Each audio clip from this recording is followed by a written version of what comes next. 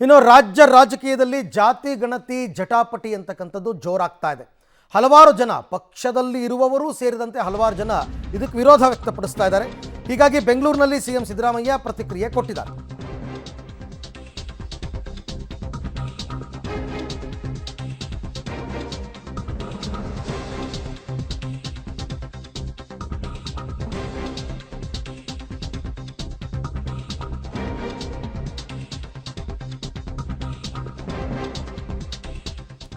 ಮುಖ್ಯಮಂತ್ರಿ ಸಿದ್ದರಾಮಯ್ಯನವರು ಈ ಜಾತಿ ಜನಗಣತಿ ವಿಚಾರಕ್ಕೆ ಸಂಬಂಧಪಟ್ಟಂತೆ ಇವತ್ತು ರಿಯಾಕ್ಟ್ ಮಾಡಿದ್ದಾರೆ.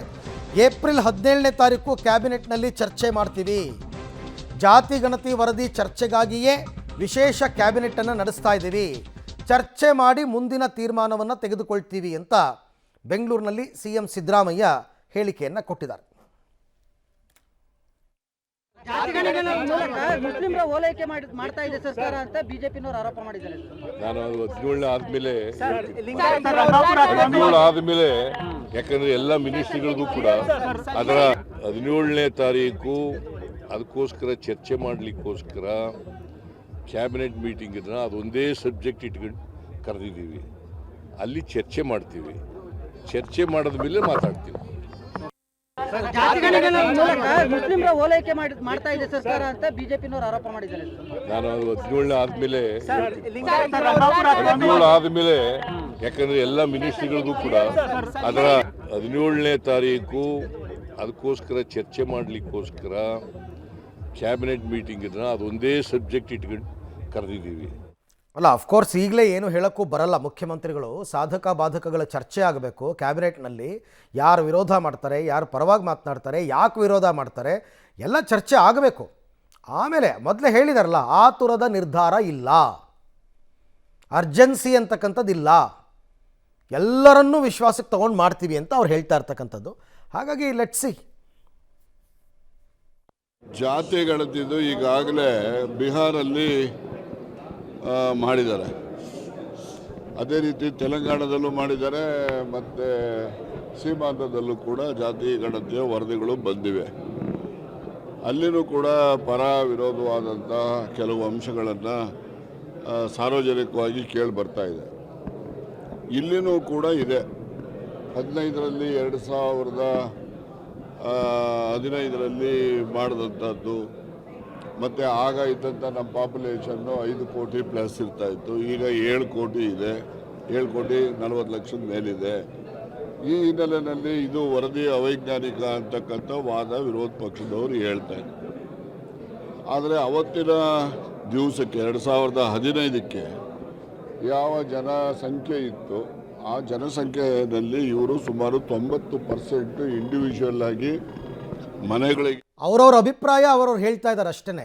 ನಾಯಕರು ಈಗ ರಾಜಣ್ಣ ಅವ್ರು ಯಾರ್ಯಾರು ಪರವಾಗಿದ್ದಾರೆ ಯಾರ್ಯಾರು ವಿರುದ್ಧವಾಗಿದ್ದಾರೆ ಗೊತ್ತಿರೋವಂಥದ್ದೇ. ಹಾಗಾಗಿ ಅವರವ್ರ ಅಭಿಪ್ರಾಯ ಅವ್ರು ಹೇಳ್ತಾ ಇದ್ದಾರೆ. ಬೇರೆ ಬೇರೆ ರಾಜ್ಯದಲ್ಲಿ ಮಾಡಿದ್ದಾರೆ, ನಾವು ಮಾಡಿದ್ದೀವಿ ಅಂತೆಲ್ಲ ವಿಚಾರಗಳು. ಎಲ್ಲ ವಿರೋಧ ಇದಿದೆ ಪ್ರಜಾಪ್ರಭುತ್ವದಲ್ಲಿ. ಆದರೆ ನಾವು ಕೋಟ್ಯಾಂತರ ರೂಪಾಯಿ ವೆಚ್ಚ ಮಾಡಿ ಸಿದ್ದರಾಮಯ್ಯನವರಂಥ ಒಬ್ಬ ಸಾಮಾಜಿಕ ನ್ಯಾಯದ ಅಧಿಕಾರ ಮುಖ್ಯಮಂತ್ರಿ ಇದ್ದುದರಿಂದ ಇವತ್ತಿಡೀ ರಾಜ್ಯದ ಎಲ್ಲ ಜಾತಿ ಜನಾಂಗದವರ ಸ್ಥಿತಿಗತಿಗಳ ಬಗ್ಗೆ ಅಧ್ಯಯನ ಮಾಡ್ತಕ್ಕಂಥ ಒಂದು ಸಾಮಾಜಿಕ ಶೈಕ್ಷಣಿಕ ಸಮೀಕ್ಷೆ ನಡೆದಿದೆ. ಈ ಸಮೀಕ್ಷೆದ ವರದಿ ಹೊರ ಬರಲಿ, ಎಲ್ಲರ ಕೈ ಸೇರಲಿ, ವಿಧಾನಸಭೆಗೆ ವಿಶೇಷವಾದಂಥ ಒಂದು ಅಧಿವೇಶನವನ್ನು ತಕ್ಷಣ ಕರೆದು ಅಲ್ಲಿ ಮಂಡಿಸಿ ಅವ್ರ ಕೈಯಾಗೆಲ್ಲ ಕಾಪಿ ಕೊಡಲಿ, ಸಾರ್ವಜನಿಕರಿಗೆಲ್ಲ ಒಂದೊಂದು ಕಾಪಿ ಕೊಡಿ ನೋಡ್ಲಿ. ಒಕ್ಕಲಿಗ ಶಾಸಕರು ಈಗ ಕುಣಿಗಲ್ ರಂಗನಾಥ್ ಅದನ್ನ ಒಪ್ಪೋದಕ್ಕೆ ಸಾಧ್ಯ ಇಲ್ಲ ಅಂತ ಹೇಳಿದಾರಲ್ಲ ಸರ್. ಹೇಳಿ, ಪಾಪ ಅವ್ರು ನೋಡಿಲ್ಲ, ವರದಿನ ನೋಡ್ಲಿ, ಅದರಲ್ಲಿ ಏನು ನ್ಯೂನತೆ ಇದೆ ಅನ್ನೋದು ಹೇಳಿ, ಏನು ತಪ್ಪಾಗಿ. ಅಹಿಂದ ವರ್ಗದ ನಾಯಕರು ಜಾತಿ ಗಣತಿಯ ಪರವಾಗಿದ್ದಾರೆ. ಒಕ್ಕಲಿಗ ಮತ್ತು ಲಿಂಗಾಯತ ಸಮುದಾಯದ ಅಂದರೆ 2 ಪ್ರಬಲ ಸಮುದಾಯಗಳ ನಾಯಕರು ಇದಕ್ಕೆ ವಿರುದ್ಧವಾಗಿದ್ದಾರೆ. ನೀವು ಎಷ್ಟು ಸಾರ್ತಿ ಅವ್ರನ್ನ ಕೇಳಿದ್ರು ಇದನ್ನೇ ಹೇಳೋದು. ಯಾಕೆಂದರೆ 17ನೇ ತಾರೀಕು ತನಕ ಇದೇ ರೀತಿ ಆರೋಪ ಪ್ರತ್ಯಾರೋಪ ಪರ ವಿರೋಧ ಹೇಳಿಕೆಗಳು ಬರ್ತಾ ಇರುತ್ತೆ. ಜಾತಿ ಗಣತಿ ಏನಿದೆ ಅದರ ಒಳಗಡೆ ಇರ್ತಕ್ಕಂಥ ಅಂಕಿಅಂಶಗಳು ಯಾರಿಗೂ ಅಧಿಕೃತವಾಗಿ ತಿಳಿದಿಲ್ಲ, ಎಲ್ಲರಿಗೂ ಗೊತ್ತಿರ್ತಕ್ಕಂಥ ವಿಚಾರ.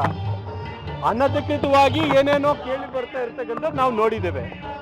ಆ ಅನಧಿಕೃತವಾದ ವರದಿಯನ್ನು ಕೂಡ ಮಾಧ್ಯಮದಲ್ಲಿ ನಾನು ನೋಡಿದ್ದೇನೆ.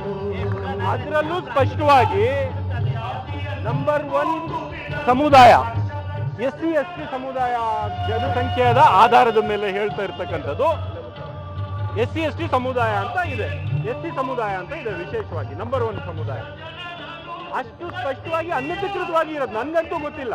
ಅಧಿಕೃತವಾಗಿ ಏನು ಹೊರಗೆ ಬರುತ್ತೆ ನೋಡೋಣ, ಕಾದ್ ನೋಡೋಣ. ಆದರೆ ಅನಧಿಕೃತವಾಗಿ ಬಂದಿರತಕ್ಕಂಥದ್ದು SC ಸಮುದಾಯ ಅಂತ.